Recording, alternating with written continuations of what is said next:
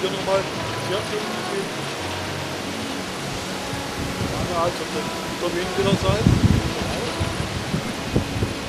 Schön wieder den direkten Blick nach Rennes-le-Château.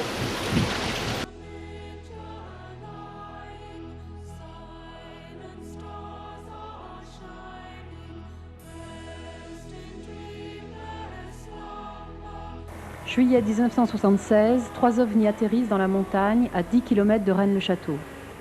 Bon, la personne qui a vu cet ovni nous a décrit cela comme une forme sphérique, très blanche et très lumineuse, style un peu flash. Tout avait été désintégré au centre. On voit encore la terre, vous voyez, il y a très peu de végétation.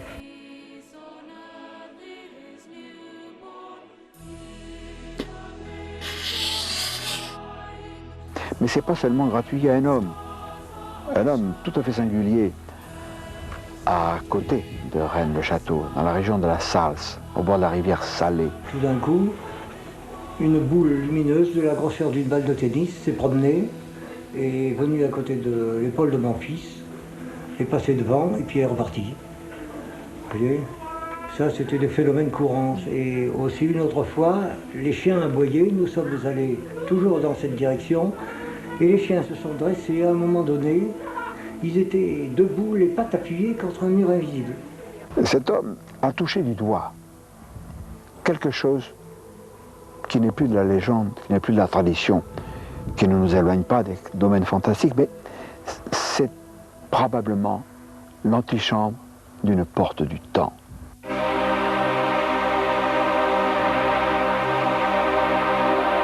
Gendrini, nous sommes dans les collines qui dominent la vallée de la Salse. Et dans mon roman de science-fiction des Chevaliers de Lumière numéro 10, Le piège du Val Maudit, je situe une action ici. Oui. Grâce à toi, tu nous avais informé de la nature de ces orifices bizarres. Les archéologues officiels ne sont pas du tout d'accord. Certains disent que ce sont des tombeaux, d'autres que ce sont des fours, mais aucun n'est d'accord. Ce qu'il y a de sûr, c'est que j'ai fait analyser les vers, enfin les vers entre guillemets, par les laboratoires de l'armée, et ils ont été donnés pour plus de 4000 ans déjà. Or, il y a aux archives de Toulouse un livre qui a été écrit par un jésuite en 1920 qui parle de la vallée de la Salse et dans lequel il dit, il y avait qu'un jésuite à l'époque pour dire une chose pareille, que dans la vallée de la Salse, il y avait des fours à céramique qui dataient de 6500 ans avant Jésus-Christ.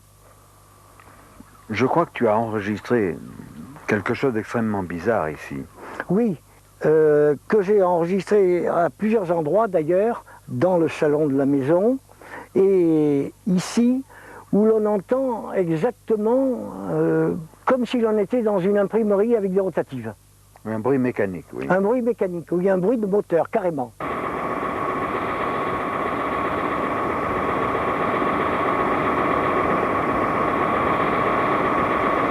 Alors, il y a quelques années, des amis qui sont dans les sphères officielles, évidemment, je tairai le nom, vous comprendrez pourquoi, ont amené un de leurs amis qui était en Amérique à la NASA. Ils sont venus avec un appareil de détection souterrain. Magnétomètre.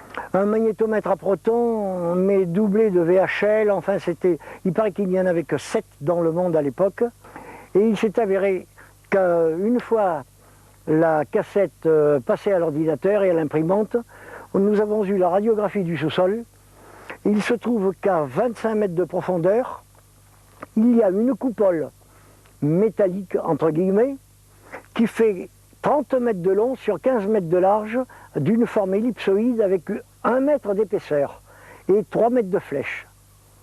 Alors naturellement, ce n'est pas une construction humaine. Et ce serait quoi, selon... C'est une des constructions de la base spatiale qui se trouve ici en dessous. Une base souterraine extraterrestre. Une base souterraine extraterrestre qui s'étale sur des kilomètres, des kilomètres. Et est-ce que c'est en corrélation avec Bucarache? Oui, oui. Seulement, je ne sais pas qui se tient à Bugarach au point de vue extraterrestre. Ceux d'ici, je le sais, ça, ce sont des gars qui viennent d'Orient. Mais Ça- quel est leur aspect? C'est un aspect humain. L'apparence humaine. Ce sont exactement ceux de la Bible. Ah, Ce comme- sont ceux de la Bible. ceux qu'on appelle Voilà. les Elohim. Ce qu'on appelle les Elohim, Ah bon. oui. C'est ceux-là qui sont ici. Elohim, le mot est lâché. Quelques explications sommaires. Les Elohim sont des personnages venus d'ailleurs qu'on a appelés tantôt les dieux, tantôt les messagers. On en a fait aussi des anges dans notre vieille tradition biblique. Ce sont des êtres comme vous et moi, pas plus déifiés, mais aux yeux de ces braves gens de nos très très lointains ancêtres, c'était des dieux, ils venaient d'ailleurs avec des machines volantes, des gloires. Parler d'un voisin de Gendrini, Eliab le Berger, qui est un peintre, et qui lui aussi témoigne. En février, c'était en février, oui, c'est ça. En février de cette année, L'année passée. 1991. C'est ça. Et c'était près de chez Gendrini Oui, également. oui, c'est ça. C'était à 1h du matin, moi qui sors jamais à 1h du matin, et en février, il fait pas chaud. Et ma tête a vraiment été poussée à regarder dans le fond de la vallée. Puis je vois des lumières bizarres. C'est bizarre, je me suis dit, bon ben. Puis, je me suis dit, bof, c'est le coucher du soleil, vous savez, à 1h du matin, on n'est pas bien réveillé. Alors, je me suis dit, mais enfin à 1h du matin, il n'y a pas de coucher de soleil. J'ai dit, oh ben je sais ce que c'est. Et je fonce chez moi chercher un petit pull et je vais m'asseoir et je vais regarder. Je vois des formes curieuses comme une banane et puis des traits un peu dans tous les sens, Quelle était la couleur? orangé. Orangé. C'est orangé. Puis je me suis assis, puis j'ai regardé. Et tout d'un coup, ça s'est stabilisé en un énorme cigare. On peut dire que c'était un peu grand comme la lune. C'était au fond de la vallée. C'est un grand cigare orangé. Et puis bon, ce qui est curieux, c'est qu'il ne bougeait pas, absolument pas. Et après quelques instants, c'est très curieux comme il est parti. Il n'est pas parti en faisant des mouvements, mais comme si, vous savez, comme des points.